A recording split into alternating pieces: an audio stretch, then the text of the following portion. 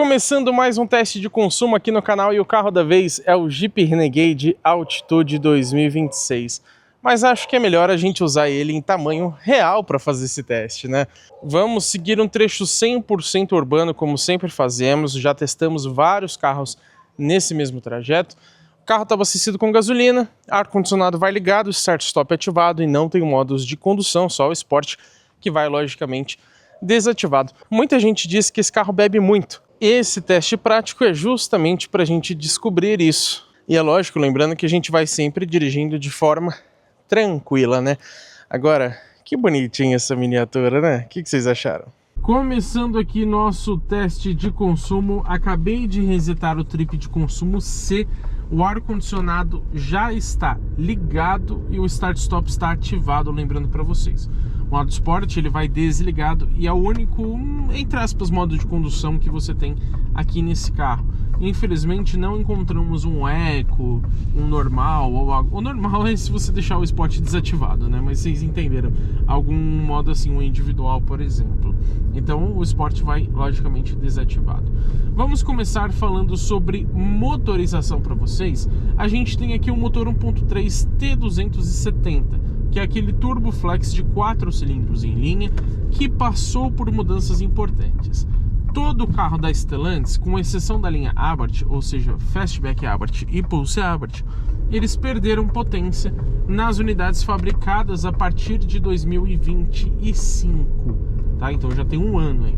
Antes esse motor tinha 185 cavalos no etanol e 180 na gasolina. Agora são 176 com ambos os combustíveis, ou seja, 9 cavalos a menos comparado com o etanol e somente 4 cavalinhos a menos comparado com gasolina. Pelo menos manteve o torque de 27,5 kgfm, o que é um bom número inclusive. Junto com esse motor a gente tem uma transmissão automática convencional de 6 marchas e a tração somente nas rodas da frente. Lembrando que algumas versões do Renegade possuem tração nas 4 rodas e aí ele ganha o câmbio automático de 9 marchas. Não é o caso aqui da Altitude. E eu lembro vocês que isso aconteceu por conta de normas de emissões de poluentes. No Brasil é uma questão meio maluca, existem várias regras muito diferentes de outros países, mas acontece que muitos carros a partir de 2025, que foi quando mudou a regra, ela ficou mais rígida, perderam potência ou tiveram os motores alterados.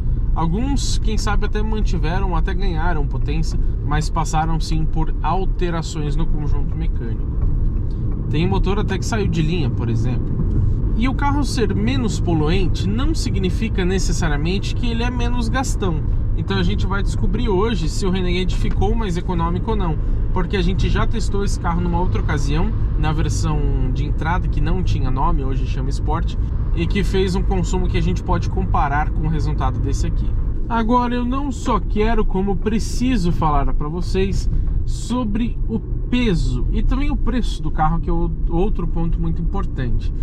Nessa versão Altitude, lembrando que ela é uma acima da Sport, que é a de entrada, e já pesa 1.470 quilos. Eu acho um número bastante elevado para uma versão que nem é a mais completa, nem é 4x4, e também comparando com outros SUVs compactos. Agora, falando de preço para vocês, esse é um ponto muito legal desse carro. Todo carro no Brasil é absurdamente caro, a gente sabe muito bem disso, mas a gente precisa comparar com os concorrentes e a gente vai fazer isso na avaliação completa. De tabela, essa versão Altitude na linha 2026 custa R$ 147.990, R$ 150.000 quando você coloca ali alguma pintura, né, metálica ou perolizada. Só que a Jeep, ela faz constantemente, praticamente todo momento, uma promoção de 125, 126 mil reais nessa versão Altitude. E aí esse carro fica com um custo-benefício muito legal. Isso eu já adianto para vocês, mas a gente vai falar melhor na avaliação, como eu disse. E já me responde aqui nos comentários, você compraria o Renegade Altitude nessa faixa de 125 mil? Você acha que é um bom custo-benefício? E eu não acredito mesmo que você está assistindo esse vídeo até aqui sem ter deixado o seu like e sem ter hypado o conteúdo. Pelo amor de Deus, é só arrastar os comentários ali pro lado, é facinho e é gratuito. Brasileiro adora alguma coisa de graça, então por favor, faça isso ajudando o nosso canal. Arrasta os comentários ali, hypa e dá o joinha. Fechou? Agora eu quero comentar para vocês sobre um ponto muito importante que é o sistema Start-Stop. Vou tentar ser breve aqui. Ele desliga o motor em paradas rápidas justamente por conta daquelas emissões de poluentes que eu disse para vocês. Está com o carro parado e o motor ligado, logicamente ele está consumindo combustível à toa. Então sim, além de reduzir emissões, também ajuda a diminuir o consumo. Porém, a diferença não é assim extremamente grande. Mas o que eu quero dizer aqui no Renegade sobre o sistema Start-Stop é que eles corrigiram, não vou nem dizer um problema, mas uma característica que eu não gostava desse carro, que era desligar o motor enquanto você ainda não tinha parado totalmente o veículo. Então vamos supor, eu estou fazendo uma parada aqui, mais ou menos aqui a 8 ou 5 km por hora, ele já teria desligado o motor. Vocês viram que agora não, né? Ele esperou eu parar realmente no 0 km por hora para depois desligar a motorização. Tirei o pé do freio, aí ele liga novamente, obviamente. Enquanto o motor está desligado pelo sistema Start-Stop, é lógico que ele também desliga o ar-condicionado. Mas pelo menos você tem a opção de desativar o Start-Stop aqui por um botão, se você preferir. Você vai ter que fazer isso toda vez que liga o carro? Vai. Mas se você odeia esse sistema, como muita gente odeia, pelo menos você tem essa alternativa. Tem carro que não permite desligar. Já falei sobre peso, já falei sobre preço, já falei sobre Start-Stop. O que mais falta a gente falar? Quem acompanha nosso canal sabe muito bem o que falta, né? Mas antes eu vou falar aqui sobre o econômetro. A gente tem nesse painel digital de 7 polegadas a opção de você trocar o contagiros pelo econômetro, onde ele muda até a cor das luzes interativas ali na lateral, que fica uma de cada lado do painel, justamente para indicar o quanto você está sendo gastão ou econômico. Ele vai mudando de cor e aquela barrinha ali no meio, né, aquele círculo, vai aumentando também ou diminuindo. Apesar disso, infelizmente, não temos a indicação de consumo em tempo real, né, o consumo instantâneo. Mas o assunto que na verdade eu preciso falar para vocês é sobre a variação que nós temos a cada teste, que é muito pequena, por sinal, tá? Muita gente não entende isso, mas eu vou explicar mais uma vez. A gente testa os carros em dias diferentes, logicamente. Não dá pra gente testar quase 90 carros no mesmo dia. E acontece coisas como essa, ó. Um caminhão que fechou a gente, um carro que acaba parando para entrar numa garagem ou algo nesse sentido, e obriga a gente a fazer uma frenagem que a gente não esperava. Então você diminui a velocidade do carro, diminuiu, depois você vai ter que acelerar mais para retomar a velocidade.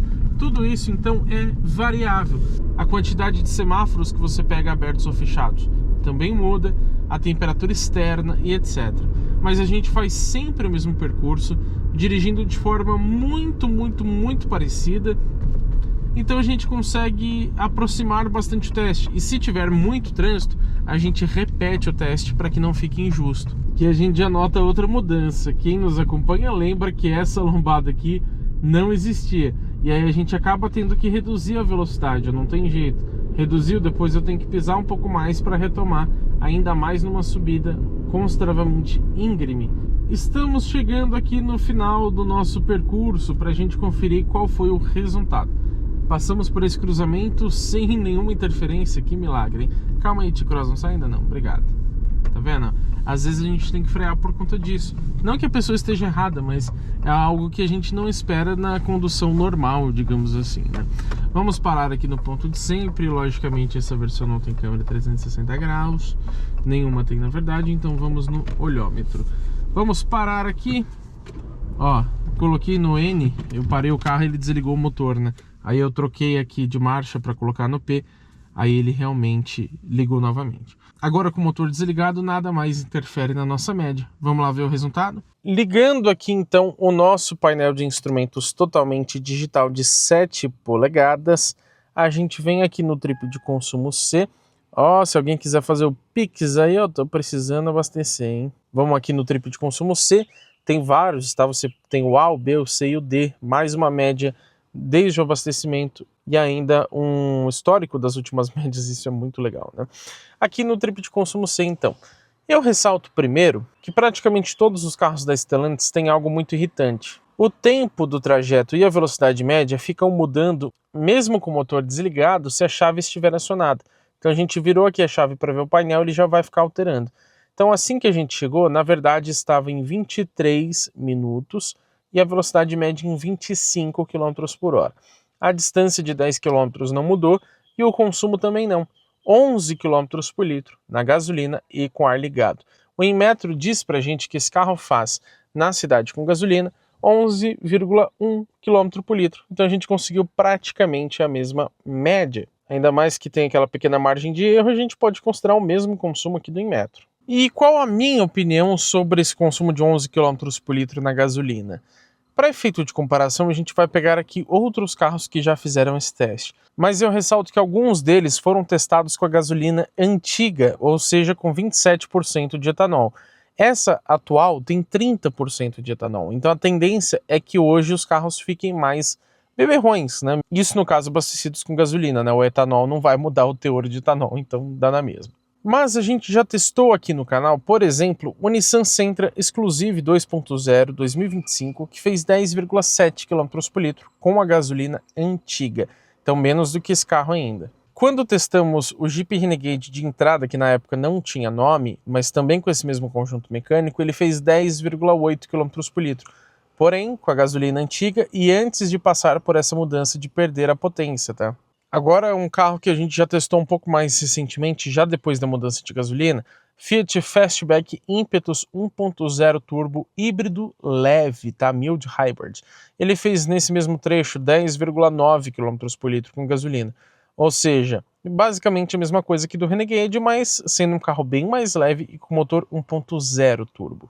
Vou comparar também com o Honda HR-V Touring 1.5 Turbo 2026, também recentemente já com a gasolina nova, e ele fez 11,5 km por litro. Melhor do que o Renegade, mas não é aquela diferença absurda, né? É considerável, mas não extrema.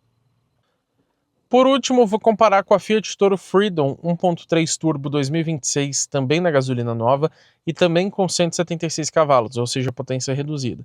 Ela fez exatamente 10 km por litro, aqui a gente fez exatamente 11.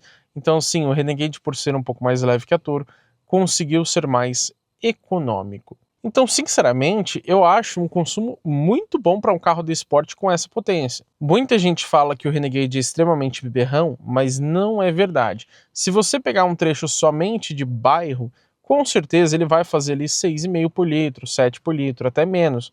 Mas isso praticamente todo carro faz, ainda mais sendo turbo e pesado. As pessoas precisam aprender a diferenciar o que é um trecho de bairro para um trecho de cidade. Esse que a gente fez hoje é cidade. Lógico que esse nosso percurso inclui alguns trechos de bairro, sim, até consideráveis subidas, mas não é só isso, né? Então é uma cidade normal, pega algumas avenidas, por exemplo. Que bonitinho esse Renegade, né? Pessoal, por favor, né, não vai sair desse vídeo sem deixar o seu like e sem hypar o vídeo. Eu quero também que você deixe a sua opinião aqui nos comentários, porque é legal pra gente ter uma conversa. Vocês acham que esse consumo é bom? Vocês esperavam mais, esperavam menos? Ou se você é muito bom, se acertou que ele faria realmente 11 por litro? Comenta aqui embaixo a sua opinião. E é claro, se inscreva no canal e ative as notificações, porque teremos muito conteúdo legal com esse carro e também com todos os outros que passam pelo teste de uma semana aqui no canal GT Autos.